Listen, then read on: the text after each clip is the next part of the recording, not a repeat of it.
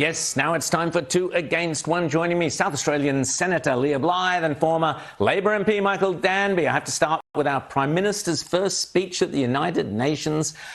He was talking to an empty room, Michael Danby. We've had all the stuff about Palestine and all the rest. What did you make of Albo on the world stage? Michael Danby. Well, all the cliches don't attract an audience. That's obvious. He hasn't cut a figure internationally on any issues. The politically correct views of France, Canada, and the UK on unilateral recognition of a Palestinian state, and on the environment. What a contrast to Donald Trump. Labor used to be in favour of cheaper electricity for poor people and pensioners, but we seem to be ideological zealots for climate change. Leah, how embarrassing was it, not only the empty room, but the fact that here we have the Australian Prime Minister and pretty much everything he said, despite the fact that no one was listening to it, was the complete opposite of what the US President had already said was his agenda for the world?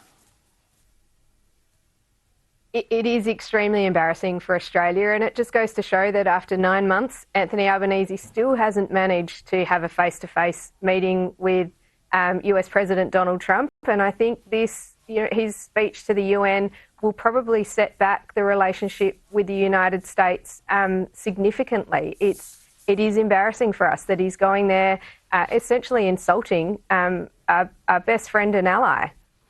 Michael, the Palestinian recognition, Trump made it very clear that he wasn't having a bar of that. And yet we had Wong pushing this whole idea. We had Albo out there. How damaging is it for us, for our international reputation and our alliance with Israel, which is where you are now, or our friendship with Israel?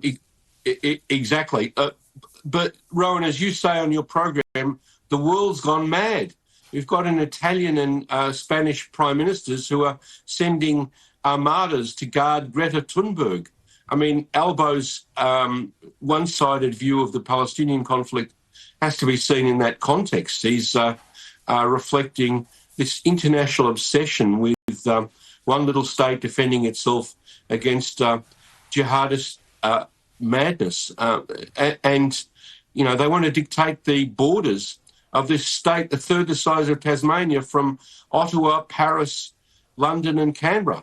It's, as they say in German, Wolkenkuckuckschein, cloud cuckoo land. I love your German. Michael, love it when you speak German.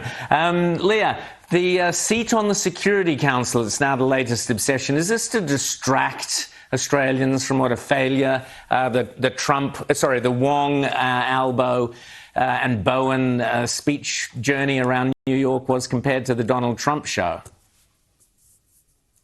I suspect they have to do something, don't they, to divert attention. And it just goes to show that the PM is not in touch with what's happening in Australia.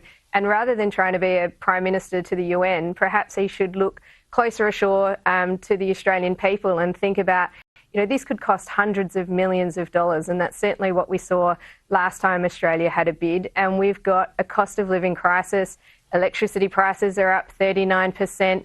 We've got grocery bills up. Like, this is just completely outlandish. He's, as we've already gone over, that he's involving himself in international conflicts and certainly taking a stand that is on the side of a terrorist organisation. But now we've got him wanting to have a temporary seat on a UN body which China, Russia and the US can veto any decisions it makes anyway.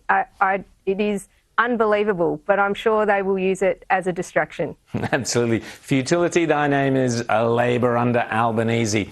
Michael Danby, Leah Blyth, thank you so much. Authorised by Leah Blyth, Liberal Party, Hilton SA.